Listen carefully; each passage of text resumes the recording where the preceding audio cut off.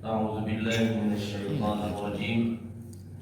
بسم الله الرحمن الرحيم. السلام عليكم ورحمة الله وبركاته.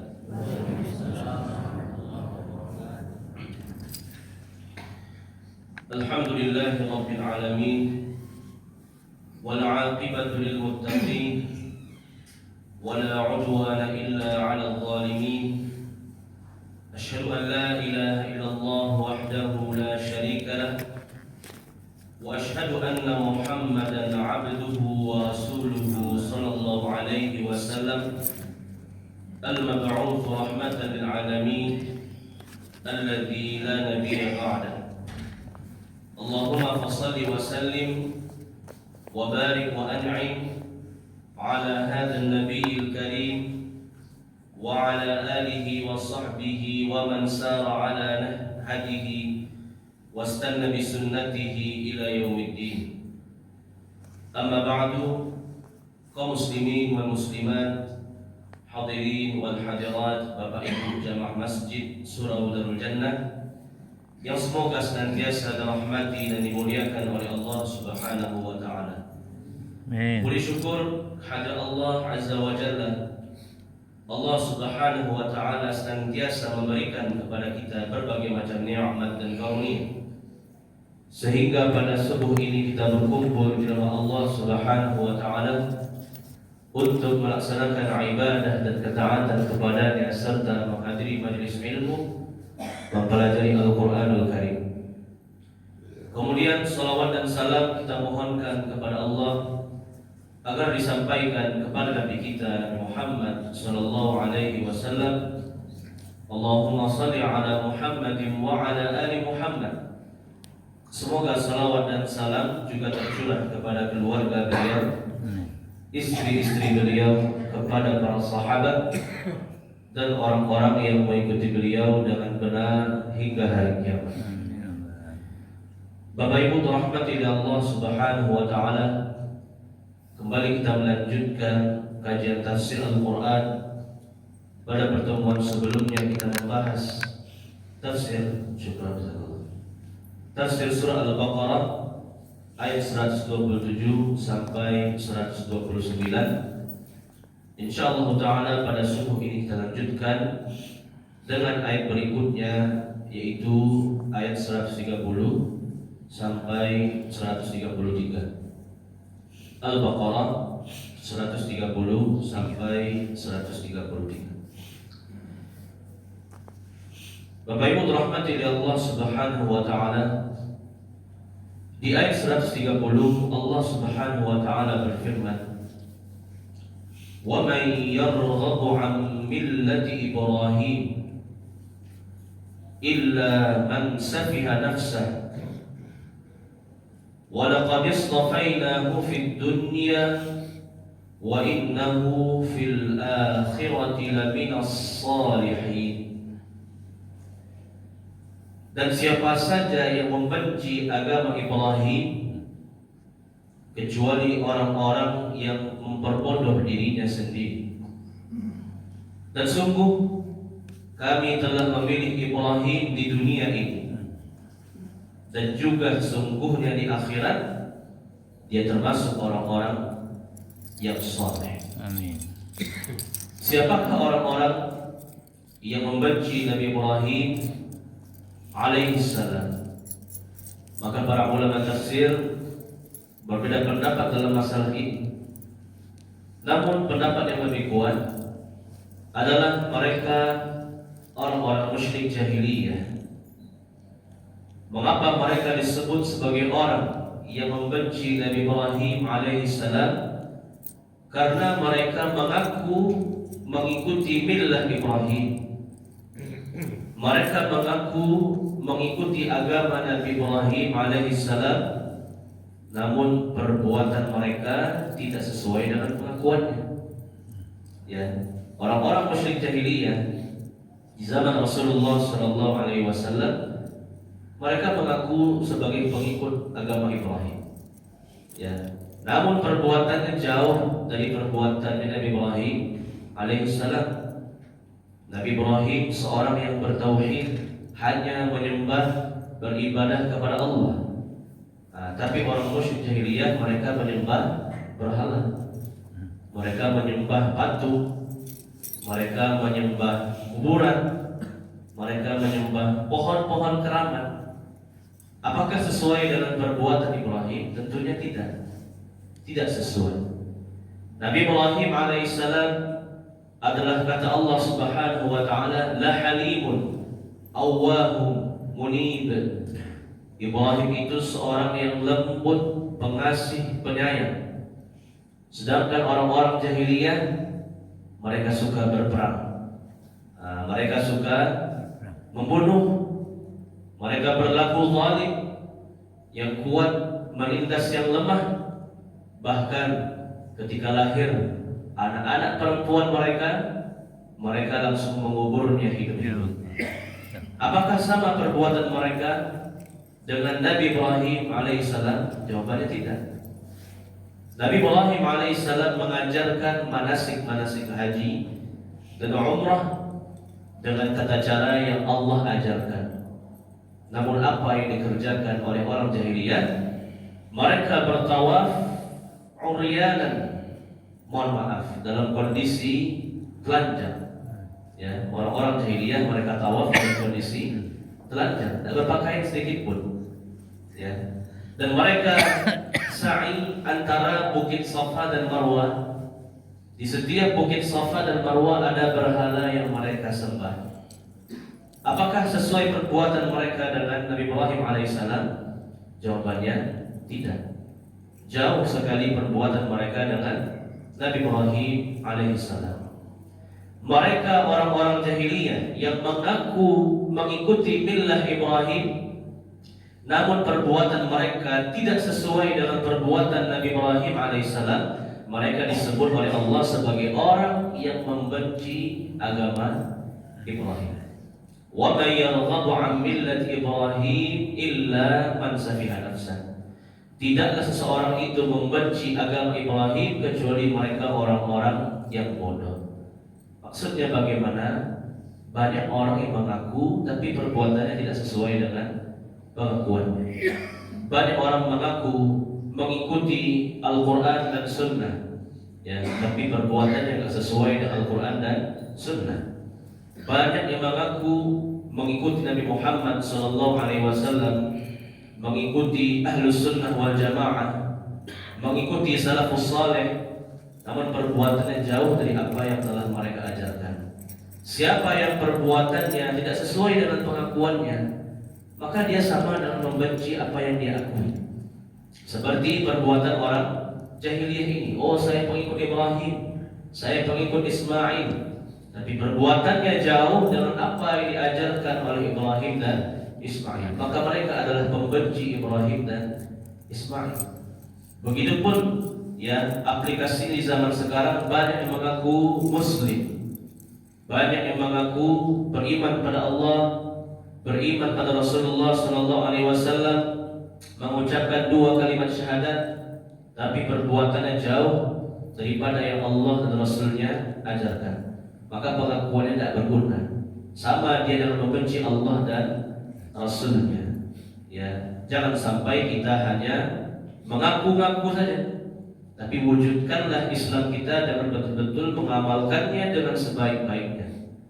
Allah berfirman, ya ayyuhalladzina amanu udkhulu fis silmi kafah wa la tattabi'u khutuwatis syaitan innahu lakum aduwwum mubin. Wahai orang-orang beriman, masuklah kamu ke dalam Islam dengan kafah, dengan menyeluruh. Tidak hanya cukup iman dalam hati, tidak hanya dengan mengucapkan 2 kalimat syahadat, tapi berusaha terus mengamalkan apapun yang Islam ajarkan, baik perkara akidahnya, perkara ibadahnya, muamalahnya, akhlak dan adabnya. Kita berusaha untuk mengamalkannya dalam kehidupan sehari-hari, istiqamah sampai akhir hayat.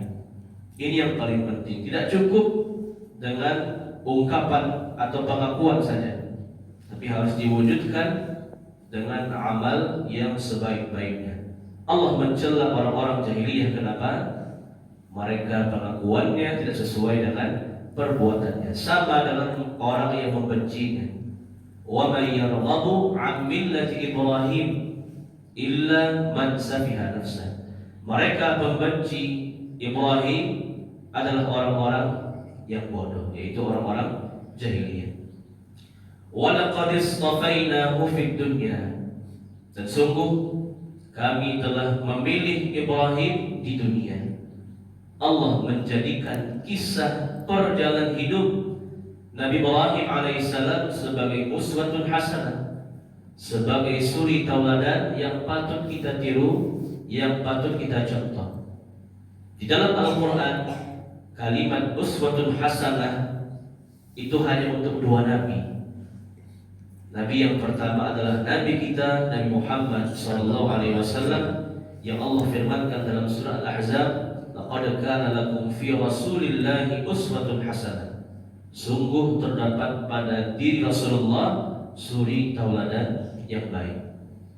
Dan siapa Nabi kedua yang Allah sebutkan uswatun hasanah adalah Nabi Ibrahim alaihissalam, yang Allah jelaskan dalam surat Al-Mumtahinah. Laqad kana lakum fihim uswatun hasanah. Sungguh terdapat pada diri Ibrahim dan anak cucunya uswatun hasanah, suri tauladan yang baik. Siapapun yang membaca kisah Ibrahim alaihissalam, maka dia akan banyak mengambil pelajaran, mengambil faedah, dan mengambil ibrah yang dapat diamalkan dalam kehidupan sehari-hari. Wa innahu fil akhirati laminas salihin. Dan sungguh Ibrahim di akhirat termasuk orang yang saleh. Bukan sekedar saleh, tapi sangat-sangat saleh. Buktinya bagaimana? Awwalu man yuksa yaumal qiyamah Ibrahim. Manusia yang pertama kali mendapatkan pakaian di hari kiamat adalah Nabi Ibrahim alaihissalam. Pakaian maksudnya bagaimana? Di hari kiamat manusia itu dibangkitkan, kata Nabi SAW, yuhsyarun nasu yaumal qiyamah hufatan uratan ghurla.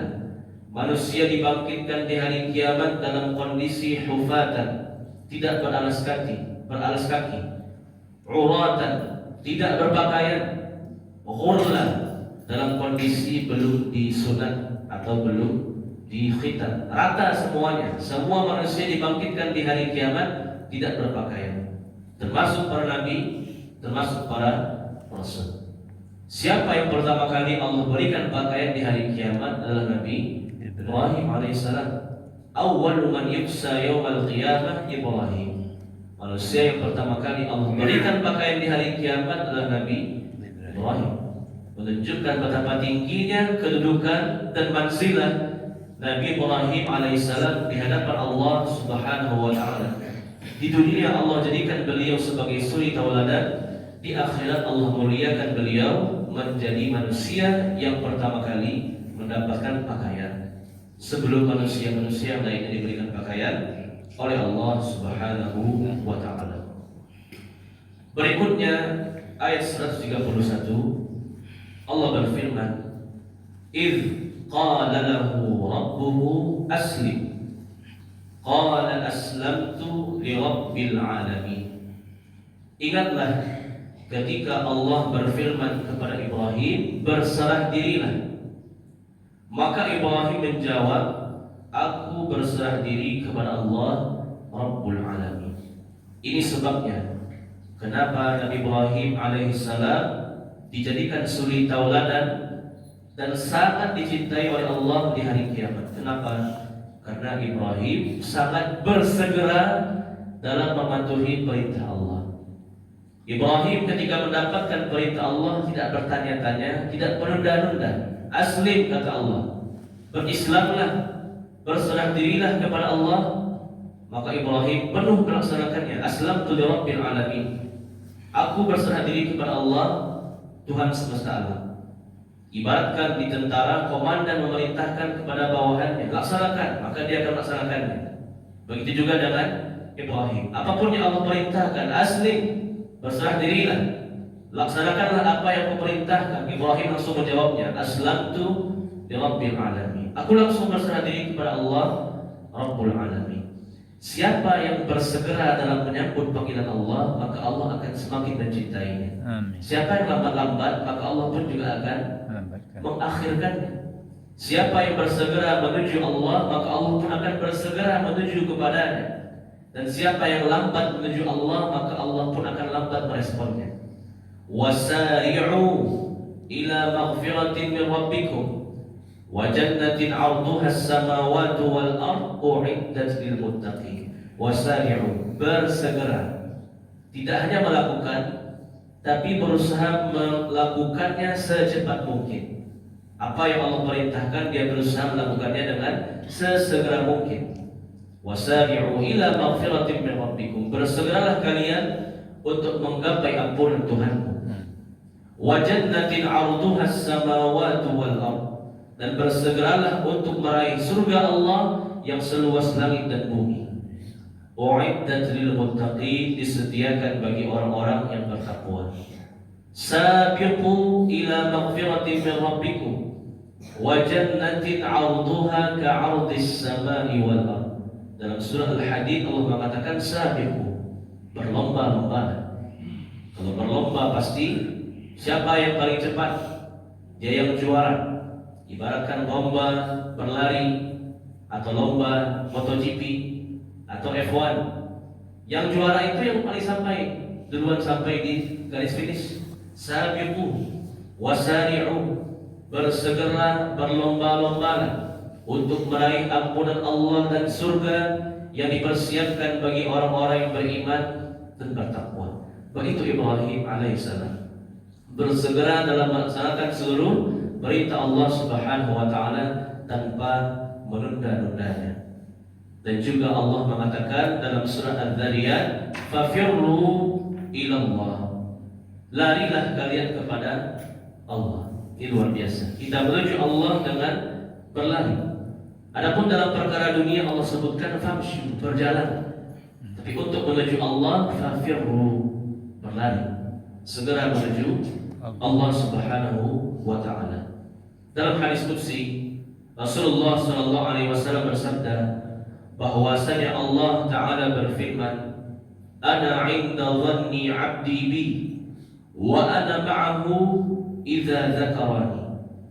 Aku, kata Allah, sesuai dengan persangkaan hambaku kepadaku, dan aku akan senantiasa bersama hambaku apabila dia mengingatku.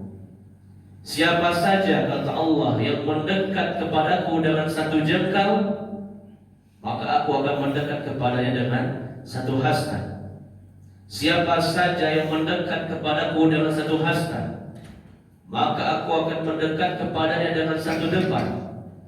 Dan siapa saja yang berjalan kepadaku, maka aku akan datang kepadanya dengan berlari.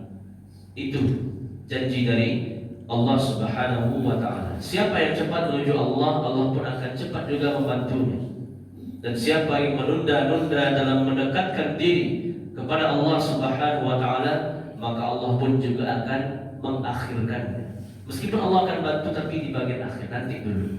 Karena masih banyak orang-orang yang bersegera menuju Allah Subhanahu wa taala. Ini teladan dari Ibrahim. Idz qala lahu rabbuhu aslim, qala aslamtu bi rabbil alamin. Ingat ketika Allah mengatakan, wahai Ibrahim, aslim, berserah dirilah, segera laksanakan apa yang aku perintahkan.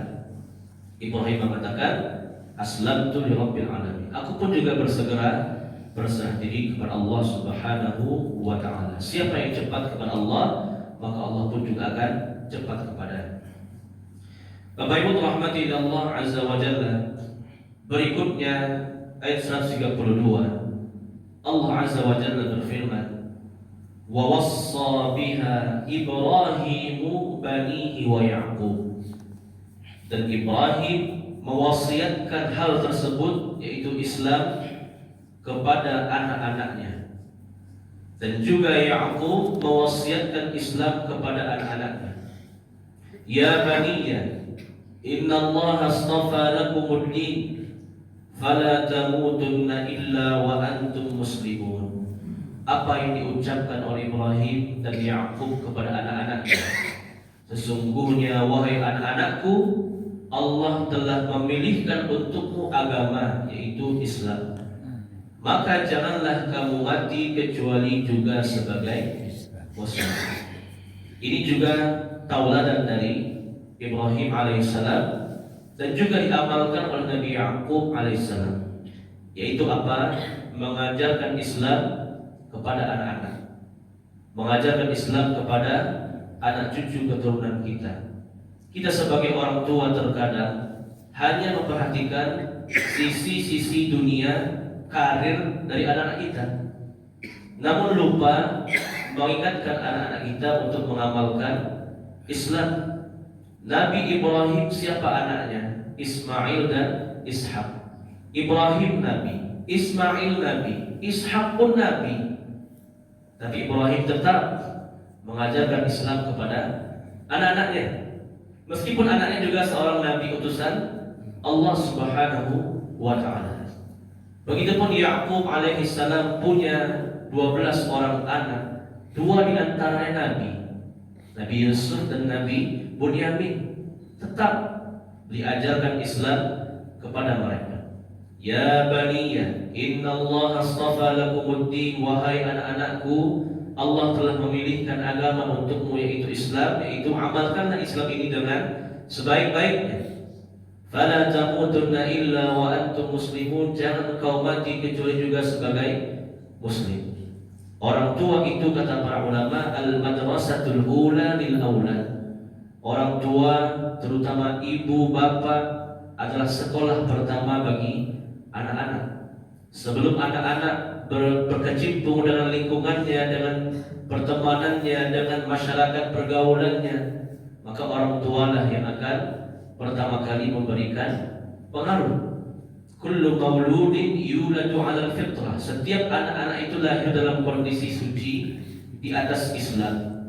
Fa abawahu yuhawidanihi aw yunassiranihi aw yumajjisanihi. Maka kedua orang tualah yang mengubah anaknya menjadi Yahudi atau Nasrani atau Majusi. Dan banyak anak-anak sekarang yang jauh daripada Allah, tidak mau beribadah, melakukan pergaulan bebas dan dosa-dosa. Di antara sebabnya karena orang tua lalai dalam mengingatkan anaknya seputar Islam, seputar mana yang halal, mana yang haram. Orang tua yang penting ya sudah, anak sekolah, anak bekerja, sudah sukses. Hanya memperhatikan kesuksesan dunia, tidak memperhatikan urusan agamanya.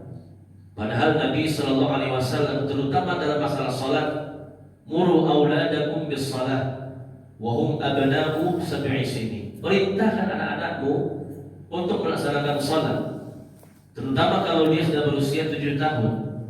Wadribuhum 'alaiha wa hum abna'u 10 sinin. Dan boleh kamu mukulnya, menghukumnya kalau dia enggak mau salat kalau sudah berusia 10 tahun. Kalau ada lowongan pekerjaan cepat, CPNS dan lain sebagainya, jam berapapun dibangunkan anaknya.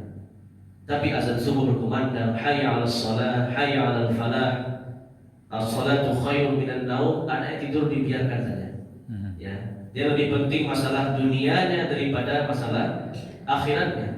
Ini contoh dari Ibrahim dan Nabi Yakub.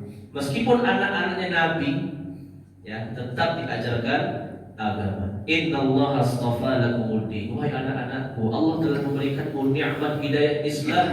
Jaga Islam itu dengan sebaik-baiknya. Amalkan Islam itu dengan sesempurna-sempurna mungkin. Fala tamutunna illa wa antum muslimun. Janganlah kamu mati kecuali dalam sebagai muslim. Begitu juga kita sebagai orang tua, perintahkan anak kita, perintahkan cucu kita untuk beribadah kepada Allah, untuk mengamalkan Islam dengan sebaik-baiknya. Jangan hanya memberikan nafkah pengajaran duniawi, tapi juga ajarkan kepada mereka Islam, ajarkan kepada mereka Al-Quran, ajarkan kepada mereka Sunnah. Perintahkan mereka untuk melaksanakan kewajiban kepada Allah, terutama sholat 5 waktu. Wa kana ya'muru ahlahu bis salati waz zakah. Para nabi itu mereka senantiasa mengajak anak-anaknya untuk salat, mengamalkan, menunaikan zakat, sehingga mereka diridhai oleh Allah Subhanahu wa taala, menjadi keluarga yang qurrata a'yun, keluarga yang menjadi penyejuk pandangan mata. Terutama kepala keluarga, seorang bapak, seorang suami. Kullukum ra'i wa kullukum mas'ulun an ra'iyati. Setiap kalian adalah pemimpin, dan setiap pemimpin akan diminta pertanggungjawaban oleh Allah Subhanahu wa taala. Farwajulu ra'in 'ala ahli baitihi wa huwa mas'ulun anhu. Seorang laki-laki adalah pemimpin di keluarganya, pemimpin bagi istrinya, pemimpin bagi anak-anaknya, dan dia akan diminta pertanggungjawaban oleh Allah di hari kiamat. Apakah dia ada mengajarkan istrinya, anaknya seputar agama, atau hanya dibiarkan saja? Wal mar'atu ra'iyatun 'ala baiti zawjihi wa hiya mas'ulatun 'anha. Begitupun seorang perempuan, seorang ibu adalah pemimpin, pengasuh bagi anak-anaknya. Dia pun juga akan ditanya oleh Allah Subhanahu wa taala, apakah dia mengajarkan agama kepada anak-anaknya. Jangan sampai kita termasuk orang-orang disebutkan oleh Rasulullah sallallahu alaihi wasallam, la yanzurullahu ilaihim yaumal qiyamah. Ada sekelompok manusia yang di hari kiamat Allah tidak mau memandangnya. Artinya Allah sangat murka kepadanya. Siapa di antaranya? Ad-dayyuth. Siapa itu dayyuth? Dayyuth itu adalah seseorang yang membiarkan kemungkaran terjadi pada keluarganya. Seorang yang membiarkan kemungkaran terjadi pada anak-anaknya, terjadi pada istrinya, terjadi pada suaminya, tidak dia nasihatkan. Dia biarkan anaknya berbuat apa saja, yang halal yang haram silahkan dia biarkan. Seorang suami dia biarkan istrinya membuka jilbabnya, membuka auratnya, dibiarkan saja. Ya, istri melihat suaminya enggak salat, tak dia tegur, ini dayyuth. Ini orang-orang yang Allah sangat murka, Allah tidak mau memandangnya di hari kiamat. Seorang bapak ya punya anak, terutama anak perempuan, dibiarkan saja bergaul dengan siapapun. Ya, dia punya hewan peliharaan, dia punya hewan ternak, ya sore-sore sudah dia cari kalau hilang. Tapi anaknya pergi sampai malam dia biarkan saja, hati-hati. Ini disebut dengan dayyuth. Orang-orang yang tidak mengajarkan agama kepada keluarganya, membiarkan maksiat kemungkaran terjadi pada keluarganya. La yanzurullahu ilaihim yaumal qiyamah. Orang seperti ini Allah murka dan tidak akan melihatnya di hari kiamat.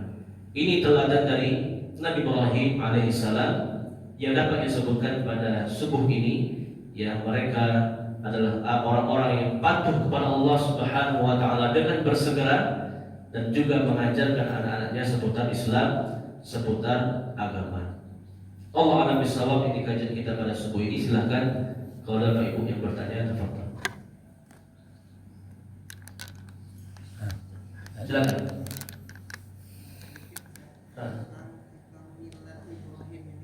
Millah Ibrahim. Kenapa Allah memilih menggunakan kata millah Ibrahim? Apakah itu Islam? Ya. Atau adakah perbedaannya dengan yang Islam yang kita kenal sekarang? Baik. Setiap yang bertauhid kepada Allah mereka disebut dengan Muslim, disebut dengan Islam. Huwa sammakumul muslimina min qablu wa fi hadha. Allah menyebut kalian umat Muhammad sebagai Muslim, wa fi hadha wa min qablu, dan juga umat-umat sebelumnya yang beribadah kepada Allah mereka disebut dengan Muslim. Ya, setiap yang beribadah kepada Allah, mentauhidkan Allah dan tidak mempersekutukan Allah, maka mereka disebut dengan Muslim. Istilah Muslim dan Islam bukan hanya untuk pengikut Nabi Muhammad SAW, tapi juga untuk nabi-nabi yang sebelumnya, rasul-rasul yang sebelumnya, dan juga pengikut-pengikutnya yang beriman. Dalam sebuah hadis Rasulullah SAW mengatakan, al-anbiya abna'u allat, dinuhum wahid wa ummuhum syatta. Para nabi, para rasul itu adalah anak-anak allat. Apa itu anak-anak alad? Yaitu anak-anak yang satu bapak berbeda-beda ibunya. Maksudnya bagaimana? Intisari agamanya satu, yaitu tauhid, mengesahkan Allah Subhanahu wa taala meskipun kitabnya berbeda. Nabi Musa kitabnya Taurat, Nabi Daud kitabnya Zabur, Nabi Isa kitabnya Injil, dan Nabi Muhammad SAW kitabnya Al-Quranul Karim. Ya, setiap Nabi membawa syariat yang berbeda-beda. Mungkin sholat kita 5 waktu, sholat umat terdahulu entah berapa waktu, berapa kali sehari, berapa jumlah rakaatnya. Kita berpuasa, umat terdahulu mereka juga berpuasa, entah di bulan apa, berapa jumlah harinya. Ya, syariat-syariat boleh berbeda, tapi setiap Nabi itu dinuhum wahid. Bapak mereka satu, artinya agama mereka satu, yaitu la ilaha illallah. Tidak ada yang berhak disembah selain Allah. Mereka pun juga disebut dengan Muslim. Huwa sammakumul muslimina min qablu wa fi hadha. Allah telah menyebut orang-orang beriman baik yang sebelummu maupun kamu sekarang dengan Muslim. Mereka semua Muslim, tunduk patuh kepada Allah, mentauhidkan Allah Subhanahu wa taala. Walaqad ba'athna fi kulli ummatin rasulan an i'budullaha wajtanibut taghut. Sungguh telah kami utus setiap rasul kepada masing-masing umat. Apa yang dakwahkan oleh rasul tersebut? An i'budullah. Wahai kaumku, sembahlah Allah. Wajtanibut taghut, tinggalkan taghut, tinggalkan tuhan-tuhan sembahan selain Allah. Dari Nabi Adam sampai Nabi Muhammad SAW, semua dakwahnya adalah tauhid, mengajak manusia untuk mengesahkan Allah, menjauhkan berbagai macam kesyirikan. Mereka semua disebut dengan Muslim. Wa sammakumul muslimina min qablu wa fi hadha. Allah menyebutkan orang beriman dengan Muslim, kamu dan orang-orang sebelummu. Mereka semua disebut dengan Muslim. Yang kedua, kenapa disebut dengan millah Ibrahim? Padahal semua nabi itu Muslim. Kenapa Allah hanya menyebut Ibrahim dengan millah? Karena di samping tauhid, la ilaha illallah, sebagian syariat Ibrahim kita amalkan sampai sekarang. Seperti syariat haji dan umrah. Ini syariat Nabi Ibrahim alaihi salam. Syariat beriktikaf ini juga merupakan syariat Nabi Ibrahim alaihi salam. Syariat kesucian seperti berwudu, bersunat, berkhitan, ya, bertayamum, mandi, itu semua syariat Nabi Ibrahim alaihissalam. Termasuk berkurban, menyembelih hewan pada hari raya Idul Adha, ini juga merupakan syariat Nabi Ibrahim. Makanya Allah menyebut dengan millah Ibrahim, ajaran Ibrahim. Apakah Ibrahim saja yang Muslim? Tidak, semua Nabi Muslim. Tapi kenapa Ibrahim Allah istimewakan? Karena sebagian syariat Ibrahim kita mengamalkannya di dalam syariat Nabi Muhammad SAW, makanya beliau diistimewakan. Millah Ibrahim hanifan muslimah. Millah ajaran Ibrahim adalah ajaran yang lurus, Muslim. Wa ma kana minal musyrikin. Ibrahim bukanlah seorang yang musyrik yang mempersekutukan Allah. Ya, Allah. Silakan. Waalaikumsalam warahmatullahi wabarakatuh. Yang pertama, cara membaca ayat 130 itu, apakah ada perbedaannya la minas solihin dengan la minas akan dipanjangkan? Yang kedua tentang orang tua, misalnya karena kesibukan dunia, lalai dia mengarahkan atau mendidik anaknya untuk dekat kepada Allah. Jadi ketika di hari tuanya baru sadar, sedangkan anaknya sudah terbiasa dari kecil nggak pernah diarahkan untuk mengingat Allah. Jadi orang tua ini obat. Nah, di antara orang yang anak ini ada yang sudah meninggal. Apakah diminta pertanggungjawaban orang tuanya nanti? Padahal kan dia tobat. Ya. Baik. Yang pertama, wa innahu fil akhirati la minas salihin. La minas salihin. Ayat 130. La-nya itu pendek. Dan memang beda la yang panjang dengan la yang pendek. Dalam bahasa Arab disebutkan kaidah ziyadatun fil mabna, ziyadatun fil makna. Tambahan dalam susunan kata juga merubah makna. La yang pendek, la minas salihin, artinya sungguh. La minas salihin, sungguh Ibrahim termasuk orang yang saleh. La taukid, la untuk menegaskan, sama dengan inna, artinya sungguh. La minas salihin. Kalau dibaca la minas salihin, la artinya tidak, beda. Ya, kalau la nya pendek, la minas salihin, sungguh Ibrahim termasuk orang yang saleh. Tapi kalau dibaca panjang, la minas salihin, berarti Ibrahim tidak termasuk orang yang saleh. Ini pentingnya mempelajari Al-Quran, membacanya dengan benar, membacanya dengan tajwid. Warattilil Qur'ana tartila, bacalah Al-Quran dengan tartil, dengan tajwidnya, panjang pendeknya, jangan berganti hurufnya, jangan berganti makhrajnya. Ya, perlu kita mempelajari Al-Quran, membacanya dengan benar. Satu kesalahan ini saja fatal, ya, berubah maknanya. Orang banyak membaca Al-Quran lebih mementingkan irama dibandingkan tajwid. Karena dia sibuk dengan irama, akhirnya yang panjang menjadi pendek, yang pendek menjadi panjang. Wa innahu fil akhirati la minas salihin. Oh, berubah artinya. Dan sungguh Ibrahim bukanlah orang yang saleh. Ya, padahal yang benar wa innahu fil akhirati la minas salihin. Dan sungguh Ibrahim termasuk orang yang saleh. Sungguh beda, panjang aja beda makna. Ini keistimewaan dari bahasa Arab. Ziyadatun fil mabna, ziyadatun fil makna. Tambahan dalam susunan kata atau huruf saja itu bisa menambah makna atau bisa merubah makna. Dan perubahan panjang pendek ini termasuk kesalahan yang jali, kesalahan yang fatal. Apalagi kalau dibawa dalam surat Al-Fatihah yang merupakan rukun salat. Ya, kalau masih kurang pas makhraj atau sifat masih diterima. Atau panjangnya harusnya 6 harakat, dia hanya baca 2 harakat, oke. Tapi kalau sudah berubah panjang jadi pendek, pendek jadi panjang, huruf shad menjadi shin misalkan, salah dia baca, ini jali. Kesalahannya kesalahan yang fatal, membahayakan, bisa merubah makna. Kalau itu di Al-Fatihah itu bisa membatalkan sholatnya. Ya, jadi beda antara la minas shalihin dengan la minas shalihin. La minas shalihin, lam yang pendek artinya sungguh, sungguh termasuk orang yang saleh. Tapi kalau la nya panjang, la minas shalihin, artinya tidak termasuk orang yang saleh. Yang kedua terkait dengan orang tua yang alhamdulillah dia baru bertaubat di masa tuanya, dia baru mempelajari agama, namun anak-anaknya sudah terlanjur tidak mematuhi agama. Bahkan di antara anaknya sudah ada yang meninggal dunia. Bagaimana? Apakah dia bertanggung jawab juga kepada Allah Subhanahu wa taala? Maka jawabannya, kalau dia bertaubat, Allah insyaallah ampuni dosanya. Dan anak itu pun dia sudah mukallaf, dia sudah baligh, bertanggung jawab atas dirinya.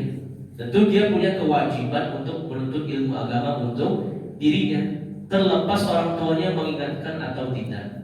Talabul ilmi fardhatun 'ala kulli muslim. Menuntut ilmu agama, terus mempelajari agama adalah kewajiban bagi setiap muslim. Memang orang tua lalai dalam mengingatkan anak. Tapi apakah kelalaian tersebut hanya murni kesalahan dari orang tua? Tidak. Namanya dia muslim, muslimah harus menuntut ilmu agama. Meskipun hanya mendengar, tidak khusus dalam belajar ilmu agama sampai menuntut ilmu agama ke Timur Tengah, tidak. Yang penting setiap hari dia terus mengupdate ilmu agamanya. Ini merupakan kewajiban muslim dan muslimah. Memang faktor terbesarnya orang tua, tapi dia sebagai orang yang baligh dan berakal wajib untuk menuntut ilmu agama. Maka tidak 100% orang tua bisa disalahkan. Apalagi orang tua itu dia sudah bertaubat, menyadari kesalahannya. Sekarang cukup dia menasihati anak-anaknya yang sudah dewasa tersebut. Kalau anak kecil mungkin masih bisa kita hukum, masih bisa kita ancam misalkan. Tapi kalau udah dewasa gimana? Nah, kita hanya bisa memberikan nasihat, wejangan, tanpa ada penekanan, sambil berdoa kepada Allah, Rabbi habli minas shalihin. Wahai Allah, jadikanlah anak-anakku anak-anak yang saleh. Kalau dia sudah bertaubat, Allah pun menerima taubatnya.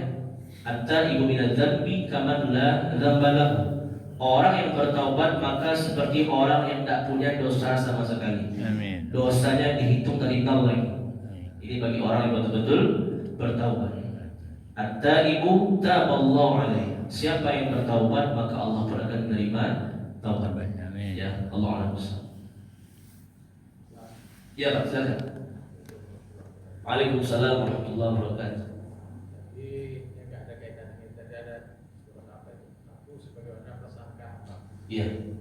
Jadi kalau prasangka kita sedangkan prasangka buruk kita dilarang.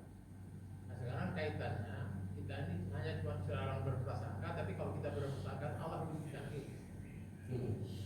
Ada melarang berprasangka, tapi kalau kita berprasangka Allah menunjukkan Allah maha kasih, maha penyayang, maha pemurah. Iya.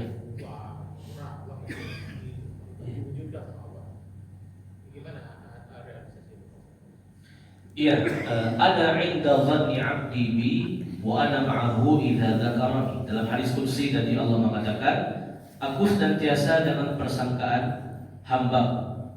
Ini maksudnya bukan berarti kalau dia terus berprasangka baik Allah memberikan dia rezeki. Belum tentu. Maksudnya di sini dia memahami takdir Allah dengan sebaik-baiknya. Apapun yang Allah takdirkan kepadanya berupa kebaikan maupun keburukan, dia tetap berprasangka baik. Kalau dia mendapatkan nikmat, dia mengatakan, oh berarti ini nikmat dari Allah, alhamdulillah, syukur. Kalau dia mendapatkan musibah atau takdir yang buruk, maka dia mengatakan ini pasti ada hikmahnya. Allah pasti ingin memberikan kebaikan yang lebih baik dari musibah ini. Makanya ketika seseorang mendapatkan musibah, dianjurkan dia mengucapkan doa, Allahumma ajurni fi musibati wa akhlif li khairan minha. Wahai Allah, berikanlah aku pahala dari musibahku dan berikan aku ganti yang lebih baik setelah musibah ini. Salah seorang sahabiat bernama Ummu Salamah. Ada seorang sahabat perempuan yang bernama Ummu Salamah. Meninggal suaminya yang bernama Abu Salamah. Meninggal suaminya. Kemudian dia teringat dengan sabda Rasulullah, Allahumma ajurni fi musibati wa akhlif li khairan minha. Wahai Allah, berikanlah aku pahala dari musibahku ini dan berikanlah aku ganti yang lebih baik. Ummu Salamah mengucapkan doa ini, tapi sambil terheran-heran. Siapa lagi yang lebih baik dari suamiku? Abu Salamah. Siapa lagi manusia yang lebih baik dari suamiku? Abu Salamah. Ternyata setelah habis masa iddah, Ummu Salamah dilamar oleh sebaik-baik manusia, yaitu Rasulullah Sallallahu Alaihi Wasallam. Siapa lagi yang lebih baik dari Rasulullah Sallallahu Alaihi Wasallam? Akhirnya Ummu Salamah menerima lamaran Nabi dan menjadi salah seorang istri bagi Rasulullah Sallallahu Alaihi Wasallam. Ini dia al-husnul dzan billah, berprasangka baik kepada Allah. Artinya apa? Setiap takdir yang Allah takdirkan kepada kita, itu semua kita berprasangka baik. Itu semua adalah kebaikan dari Allah. Makanya orang beriman itu dia hidup dengan syukur dan sabar. Ajaban li amril mu'min inna amrahu kullahu khair wa laysa dzaka li ahadin illa lil mu'min. Orang beriman itu, kata Nabi, menakjubkan kehidupannya. Setiap kehidupannya adalah kebaikan. Apakah kebaikan itu karena rezeki saja? Tidak. Bahkan sakitnya, musibahnya, takdir buruknya juga merupakan kebaikan. Kenapa demikian? In asabathu sarra syakara fakana khairan lah. Orang beriman ketika mendapatkan nikmat syakara, dia bersyukur, mengucapkan alhamdulillah, tidak menyombongkan diri. Fakana khairan lah. Itulah kebaikan untuknya. Wa in asabathu dharra sabara fakana khairan lah. Ketika dia mendapatkan musibah, dia bersabar, dia mengucapkan inna lillahi wa inna ilaihi raji'un. Ini pasti adalah ada hikmahnya di balik musibah ini. Fakana khairan lah. Itulah kebaikan untuknya. Ini maksudnya berprasangka baik kepada Allah. Takdir baik dan takdir buruk sama dengan baik semuanya bagi orang yang beriman. Apapun yang Allah takdirkan, yang Allah tentukan, itu semuanya adalah baik bagi orang yang beriman, selagi orang itu dia bersyukur dan bersabar.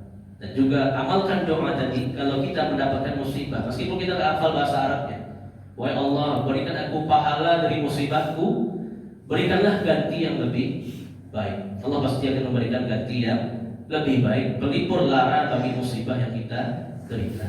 Ya, Allah alam. Pas? Masih ada Pak Ibu? Cukup? Baik. Kita cukupkan, mudah-mudahan bermanfaat, dapat kita fahami, dapat kita amalkan. Allahumma inna nas'aluka ilman nafi'a wa rizqan thayyiban wa amalan mutaqabbala. Supaya Allah berikan kami ilmu yang bermanfaat, rezeki yang baik dan amalan yang diterima. Amin. Amin ya rabbal alamin. Terlebih terkurang mohon dimaafkan. Subhanakallah bihamdik, asyhadu an la ilaha illa anta, astaghfiruka wa atubu ilaik. Wa sallallahu ala nabiyyina wa rasulina Muhammad wa ala alihi wa sahbihi ajma'in. Wa akhiru da'wana alhamdulillahi rabbil alamin.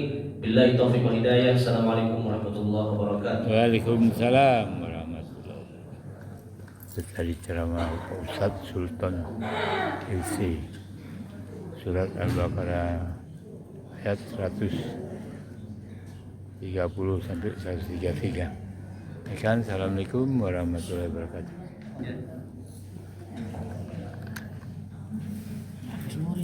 Hah? Ya.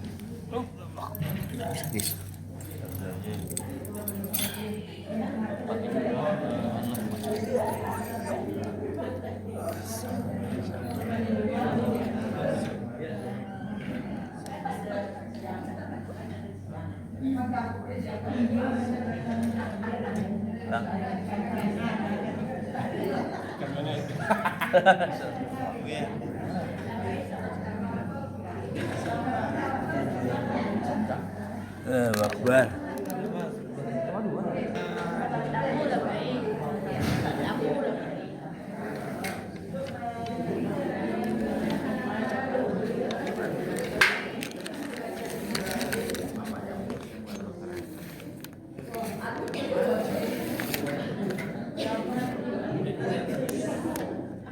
nih?